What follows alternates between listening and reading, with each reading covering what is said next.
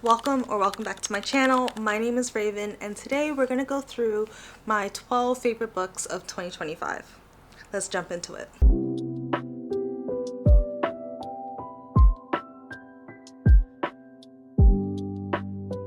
These are the physical copies and I have 4 e-copies. So starting off strong, we have Fourth Wing by Rebecca Yarros.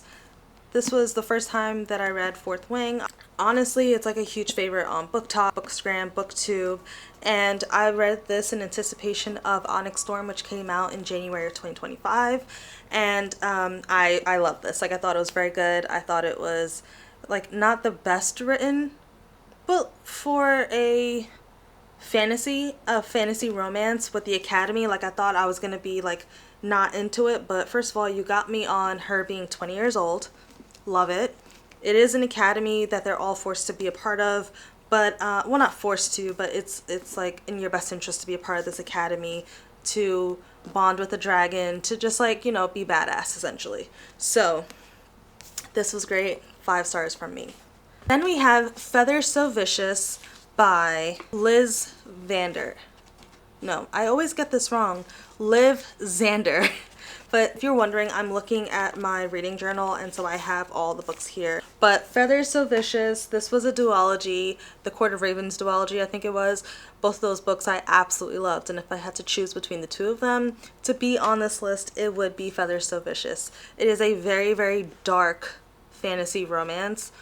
Check your triggers, please. A lot of questionable things happen in this story, but it was good. It was exactly what I needed as a pick-me-up. Next, Leave Me Behind by K.M. Moronova.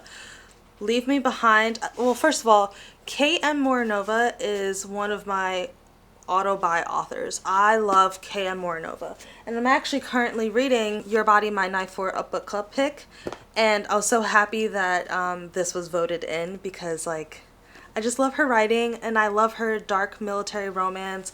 I saw a creator video yesterday who was talking about, like, in this political climate, are we really reading dark military romance? And I'm like, you know what? Yeah. Like, not only in this political climate, but I hear the dating world sucks. Are we not going to read a dark romance? Are we not going to read romances? Like, it's an escape. Like, stop being judgy. So we have Leave Me Behind. Love it. I love this edition. Stunning.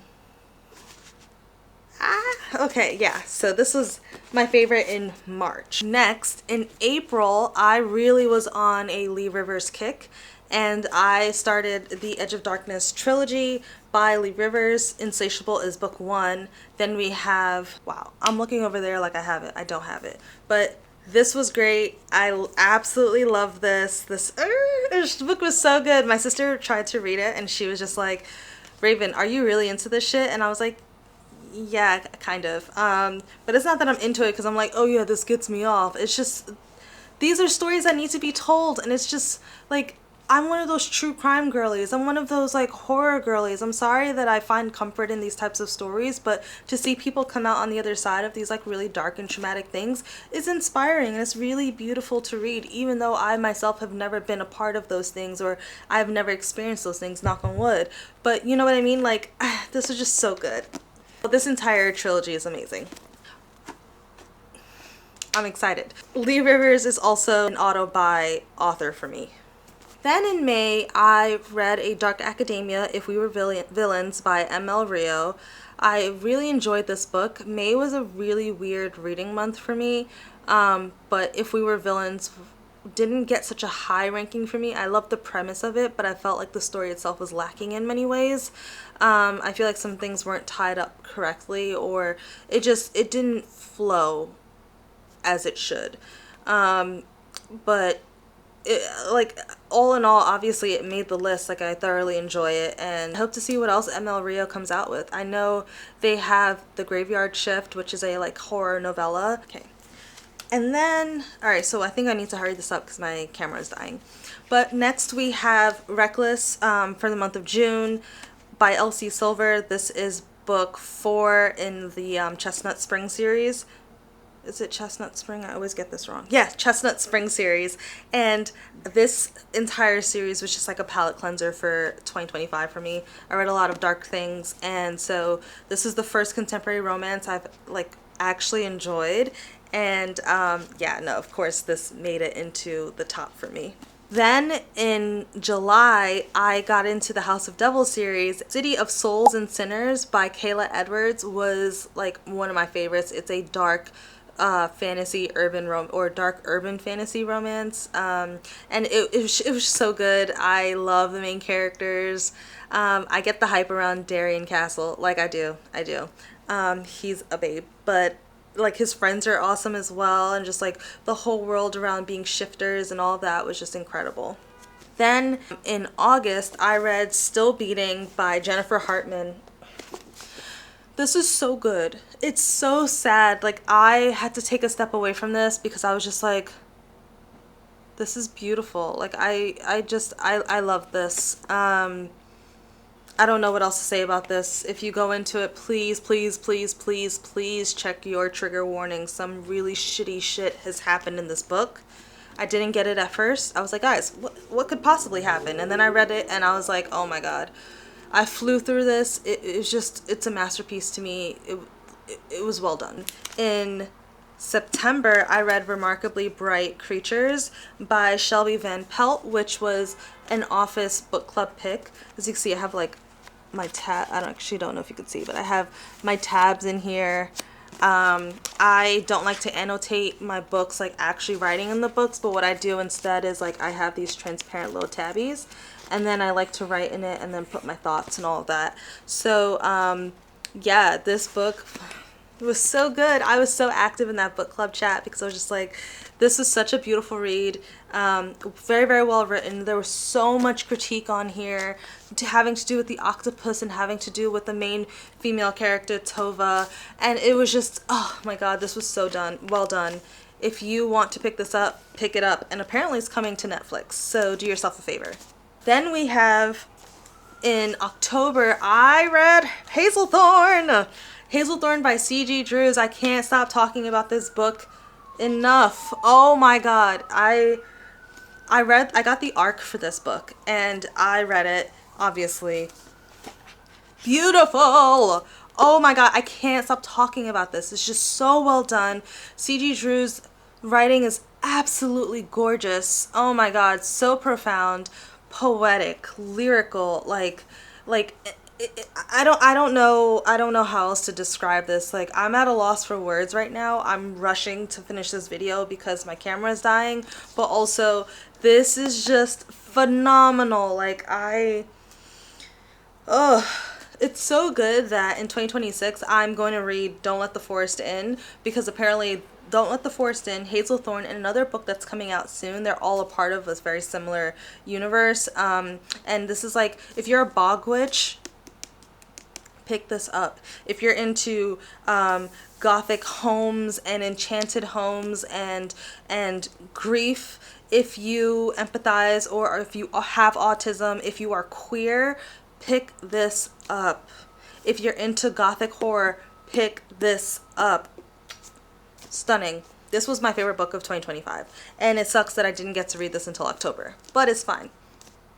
Then we have Torment Part 1 by Dylan Page that I read in November, which was like one of my favorite books read of the year.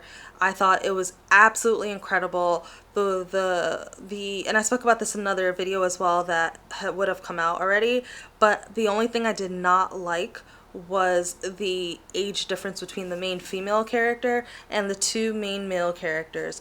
They could have been a lot closer in age. The story would have been equally effective if they were closer in age. She doesn't need to be 14 years old and then these guys are 20 years old. Like, it doesn't make sense to me.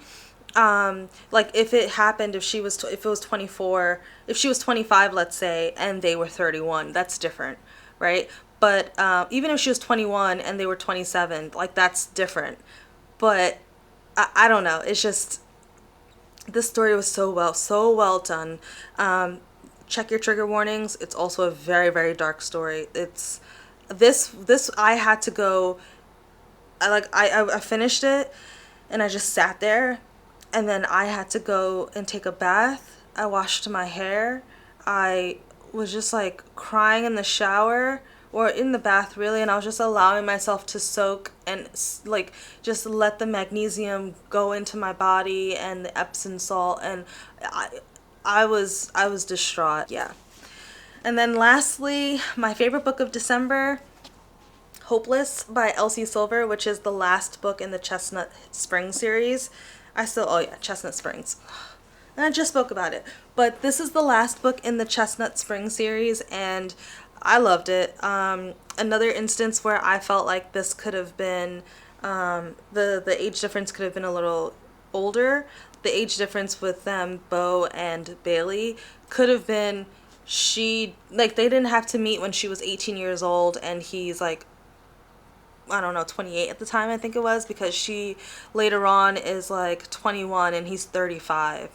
And when they finally like get together, like they could have made that gap a little closer. If they had met when she was 21, like first saw each other when she was 21 and he was 35, that's different. But 4 years later, when at 18 to 21, no. But aside from that, I love this story. It was so well done. Well done in terms of like, well, it was exactly what I needed, okay? Like, I love Elsie Silver's writing. Her contemporary romance novels are for me. This series is a top tier series for me. I love it. That is all I have in terms of the books that I read in 2025 and what my favorites are.